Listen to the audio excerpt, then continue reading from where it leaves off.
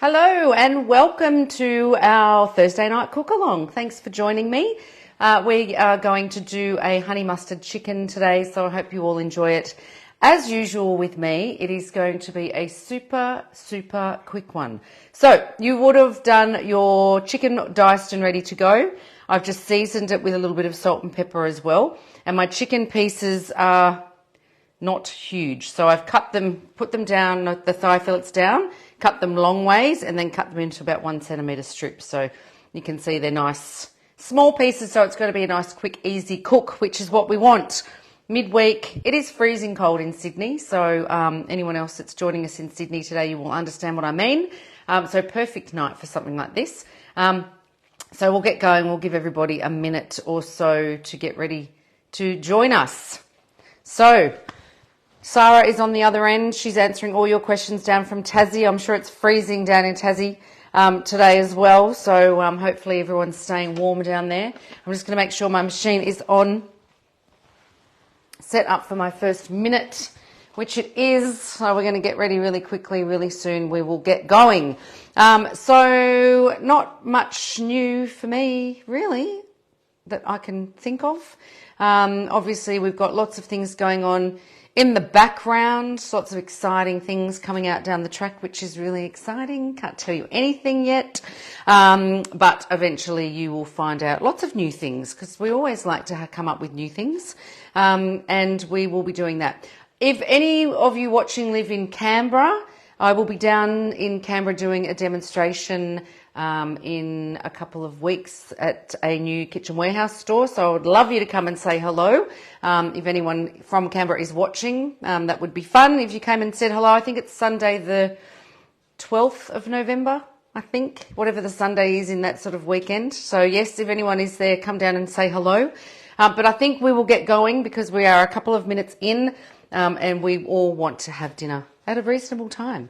Okay, so I'm going to start by melting my butter. So we have got, what did I say? 60 grams of butter, which I'm going to pop straight into there, like so. And we're going to get that started. So I'm just going to melt my butter for a minute. So we'll get that on 120 degrees on 1A, because we want that to sort of stop and you know, melt away. Induction, super quick, we love that. So it's going to start melting really quickly. I really need a camera up here so you can all see how quickly this starts to happen. But we'll get this melted, and then we're going to add in our onion, and we're going to cook the onion for a couple of minutes. There's a bit of adding as we go with this recipe. You probably could maybe add more at once, but I kind of like the way that I've done it in stages because it just worked, and it worked really well. So I really liked it. Of course, you'll all come up with your own adaptations to it, I am absolutely sure. So we'll let that keep going just for that minute, and we'll get our onion ready. So we are going to, we've diced our chicken, we've got thigh fillet, so we've got that ready. You can probably hear this starting to sizzle. I don't know whether you can hear that, but that's what we want. We want that butter melting and sizzling. I will take the cap off in a minute when we're going to fry off our onions. But let's just go through, actually let's add our onions first, and then we'll go through the rest of the ingredients that you're going to have ready. So I'm going to pop in my onion like so. I'm going to leave that on 2A, but I'm going to pop that up on for a couple of minutes. So 1A, 120, just for a couple of minutes to get that onion to fry. And again, I like the 1A because it's going to mean that the onion's then going to sit there for a minute or so, and then it's going to stir again, and then it's going to go and sit there again, and it's going to stir again. So that's what we want, because we want that to sort of fry off a little bit. I am going to remove my cap so that we can get that going, that steam already, which we love. Who's cooking along with me tonight? I'd love to know. I know when, I think the last one I did was the arrabbiata. I think, I don't know, it seems so long ago, which I know people were cooking along at the time too, and it was yum. It was one of the favourites in this house, actually.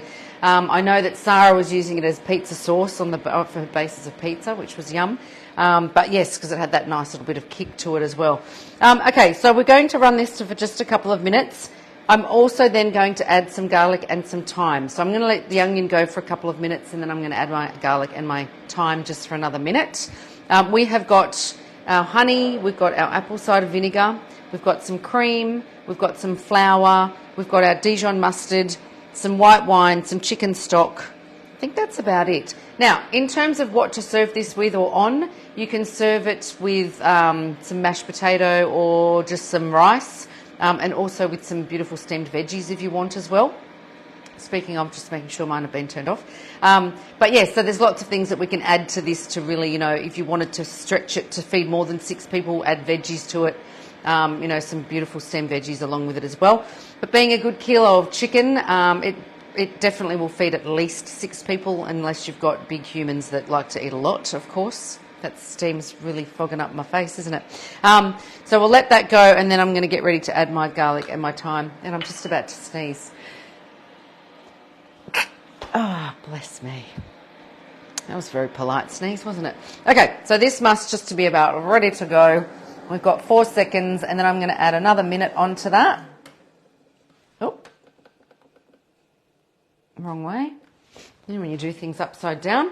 Okay, so I'm just going to take that off. I'm going to pop in my garlic. So it's just some minced garlic, or crushed garlic, however you want to do that. And of course some beautiful fresh thyme. If you didn't have fresh thyme, there's no reason why you can't use dried. But you know, it always is nice with fresh herbs and things as well. So I'm going to leave that lid on, the cap off again, just for this little bit. And then once we get the chicken in, we're going to add that cap back on. So it's starting to smell beautiful. I love the smell of garlic and onion, and especially when it's cooking in butter as well. So we've got that going. Our chicken is just about ready to add. So next we're going to add our chicken, and we're going to cook that for 5 minutes. Now we're going to cook that on 2A at 120 degrees. So we're going to keep the temperature. We are going to up, though, the speed of our machine as we go. I just keep changing things, and then I've written it on there. It's okay. Stick with me. I'll get us through it. Okay. So that minute is just about up, and I'm going to add my chicken. I'm going to put the cap back on once I've got all of that chicken in as well. Oh, that smell. Okay. I love the smell when you've got that beautiful fresh thyme in there as well. So, okay. Beautiful. That's how we want it. Okay, so I'm going to pop in my chicken now. And it's about 1 kilo of chicken. Mine, I will admit, was just over because I had 2 little thighs left and I was like, just get them in there. Okay. So they are in. And I'm going to pop this back on. I'm going to pop my cap on, and I'm going to up that to 2A, and I'm going to go for 5 minutes. So let's just get that. 5 minutes. 2A, and we'll just get that spinning. I just want to really get that stirred through. Sorry, I'm going to have to be rude and grab a tissue from my sneezing. So we're going to mix that through. You can see that onion and everything starts to come. I'm going to show you actually. That onion starts to come through. Hopefully you can see it. You can see that. So that's starting to stir through, which is what we want. Oh, jeez, my camera work's a bit dusty. There we go. Are we back? Okay.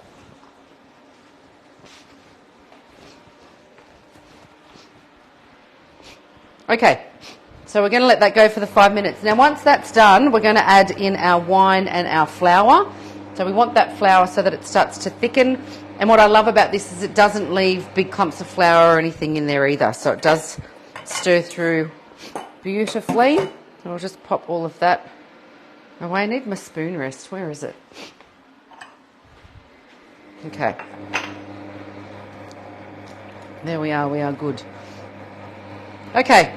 So, like I said, Sarah's there with commenting tonight. So if you lose track of the steps, she is there to help you.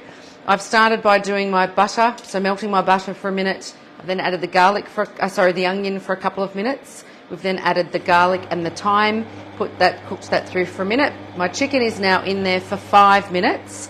You'll be surprised how very quickly this actually cooks, which I think is a really good one. with this as well. And we've got our chicken at the moment stirring on 2A. Now, as that chicken starts to cook, obviously we don't want it to stir as often. And once all of that liquid's in there as well, we don't want it to stir as often. We don't want to turn it into chicken honey mustard soup. But we just really want to get that stirred through for now. So we'll keep that going, and then we're going to add our flour, and we're going to go for another minute. So let me just get that ready. So our flour and our wine. And I always say, if you're cooking with wine, I've heard people buy wine and go, oh, it's not very nice, I'll save it for cooking. If you don't like the taste of it when you drink it, don't put it in your food. Because I think that just, you've got to really use the flavours that you like. So don't sort of be like, oh, that wine's really old, so we'll just save it for cooking. No, you don't want to do that. You can actually freeze wine into ice cubes as well. Because I'm only using 90 mils today, it's not a lot. So if you did have, I mean, I don't know who in the world would ever have leftover wine, but I'm just saying, if you did, then that's a really good way to freeze cubes of that as well. Generally, the ice trays I have are about a tablespoon, so it's kind of 20 mils, which is a good size to be able to do that with. So just a little tip for you to be able to do that. So we must be close now. Let me see if I can see the time. I can't. Oh yeah, there I go. I can see it. We've got a couple of minutes to go. So Sarah's making comments there. If you get lost or any at all, just ask and she will give you the info. She's got the recipe and everything in front of her. If there's anything that you're keen to see, I know we're heading into silly season now. I am going to work on some recipes for silly season and get those onto. I don't know whether you saw the one I did went onto the Facebook page and onto Instagram on bread, which was great. I really love doing that one. So 750 grams of flour, and I made 2 baguettes, 2 pizza bases, and 16 mini scrolls. Which the mini scrolls didn't last. There was almost a bit of a fight in the house in the end because they were all gone very quickly. But that was a really good one to be able to do because it's something that you can do, in the morning. It's ready, not long after that. The fact that we can do all of our proving and our kneading and everything in here, I think, is the great part. So have a look at that one if you didn't see that. So the recipe and everything on there of what I did as I went along. And I think it's like a minute or minute 20, the little video. So actually, has it gone up yet? What's the date today? Actually, you know what? I think it's going up on the 29th now that I've said that. I think. So if you can't find it, it goes up on the 29th. It's now ringing a bell in my head. I don't even know what today's date is. It's like the 25th or something. So 29th, I'm pretty sure it goes up. So that's a good one to be able to, especially when you start to have, more visitors, more entertaining. If I do pizza bases, I'll do a batch of them, bake them, pop them into the freezer. So on those nights that you're thinking, oh my gosh, what am I going to do for dinner? Or you've got unexpected visitors, they're really easy to grab out, defrost in 5 minutes and ready to go. So we must be almost at time. I think I can see the countdown of just seconds left. Okay. So I am going to now add my,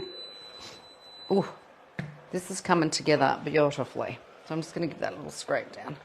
Don't you love the spatula? It's like, oh my gosh, this chicken is already so starting to cook. That's exactly what we want. So I'm going to add 3 tablespoons of just some plain flour. So just sprinkle that in. I'm going to add my white wine and try to get that back on as quickly as we can just for a minute. Not changing anything except the thyme. So we're just going to add a minute, leave it on 2A at 120 degrees. And again, you'll see if you're cooking along now that that's just stirring through beautifully, which is what we want. And that's why I leave it at that 2A for this stage. And I'm going to drop it down in speed to 1A for the last of my recipe. Okay, that is in there. So next we're going to get ready to add our honey, our mustard and our vinegar. And our... Oh, that's right. I'm going to actually add my stock now. So if you're with me, while that's stirring, I'm actually going to add in my stock. See, if I read my actual instructions to myself, then we'd be right. I'm looking at it thinking, when's this stock going? Okay, so we're going to pop the stock in there. It's just going to mix around with that chicken. And we're going to start to get that liquid in. Now, if you wanted to do a little bit less chicken, so if you didn't want to cook for quite so many people and you wanted to do a sort of around the 800 gram mark, I still use the same amount of liquid. At first I thought, oh, it's probably a little bit too much liquid, but once it thickened and settled, it was absolutely fine. So don't you worry about that. Okay, so that's that. Beautiful. Actually, sorry, I just realised. No, it's all good. Okay, so now I'm going to add in my Dijon mustard. So we've got 4 tablespoons of Dijon mustard. And we're going to add in a couple of tablespoons, if I'm not mistaken, of apple cider vinegar. It just gives it that little tang that we want with honey mustard chicken. So we're going to pop that in. Perfect. And then I'm going to add my 3 tablespoons of honey. This is always the worst part, isn't it? Because honey's just so hard to work with. Oh my gosh, see? I'm going to make a mess. Doesn't matter what I do, does it? Okay. 1, 2. This is why I need a cleaner, just to walk behind me. Okay, and 3. See? Anyone can do this. Okay, so we're going to add that in. And then we're going to cook that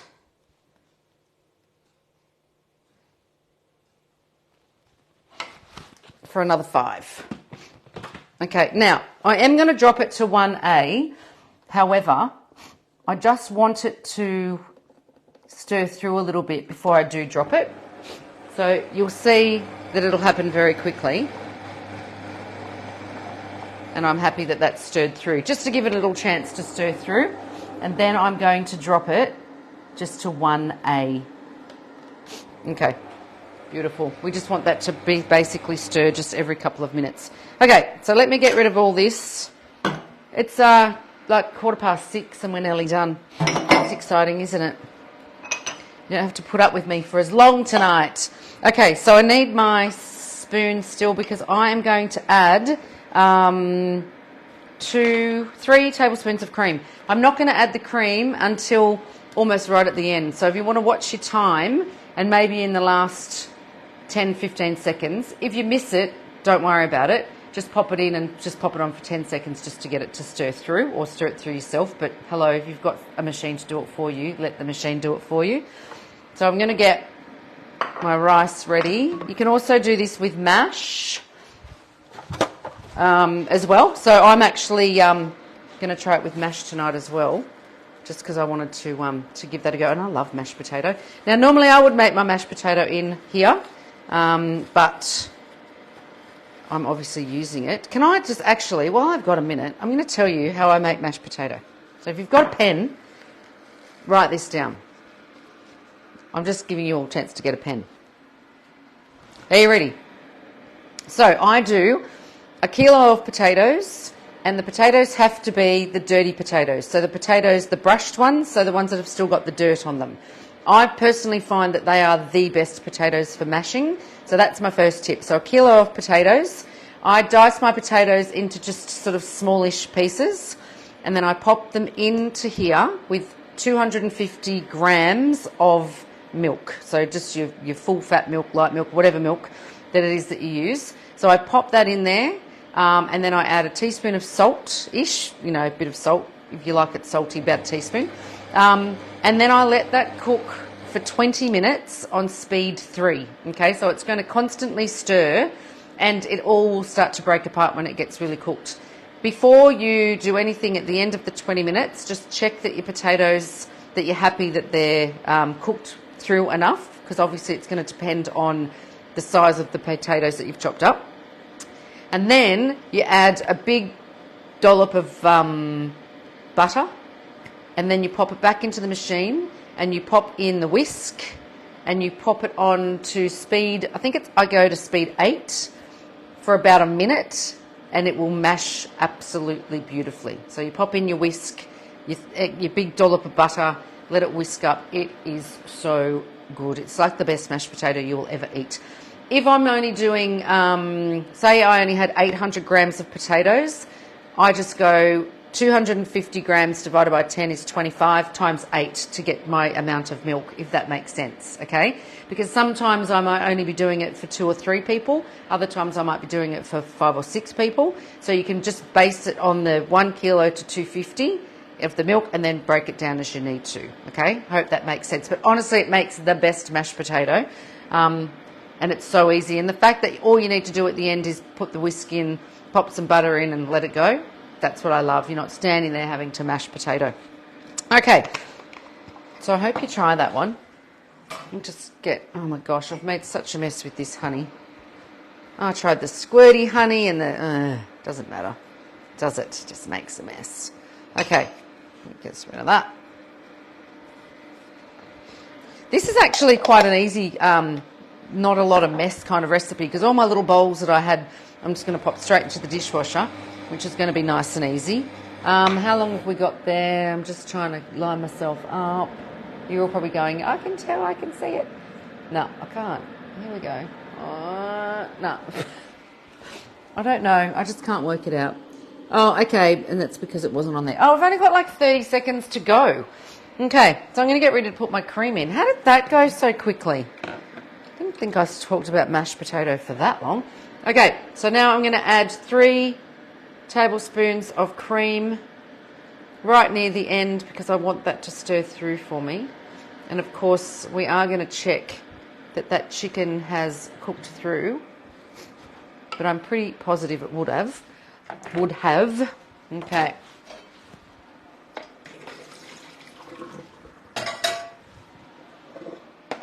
Just pop that there. Ah, didn't see now, it didn't quite stir, so I'm just going to pop it on. Let's just see if I can get this right. Oh yeah, look at that. Okay, so I'm just going to let that stir for a second with that cream in there, and then I can just stop that. Or let it stop. Okay, so let's have a look. Oh, it smells delicious. Okay, so I'm just going to check that I'm happy that my chicken is cooked. Just that bit doesn't quite... Oh, no, it is. It's just because it's, you know, with thigh fillets sometimes. Or actually, you know what? I reckon I need an extra minute. Most of it's done, but you know what? I don't want to make anyone sick. They'll never forgive me. The neighbours are all salivating at the door waiting for dinner. Okay, so let me just add a minute to that, just to be safe. But again, if I was going to be serving this at home, I would be letting this rest for 5 minutes at the end. I always like to let it rest because it does help to soak in that juice as well and just... get it to thicken a little. But like I said, it does kind of look quite liquidy, but once it's settled down, it really did thicken quite a lot. Leftovers in the fridge, obviously it really did thicken, which was great. But it's perfect the way it is. And I love when there's lots of juice and you've got, you know, your rice or your mashed potato and it all soaks into that as well. Okay. So I'll let it have that minute. What am I? 25 minutes in. Okay, I'm just going to pop a little bit of broccolini on the side, but you can do anything you like. Whatever vegetables you're going to want, you can do.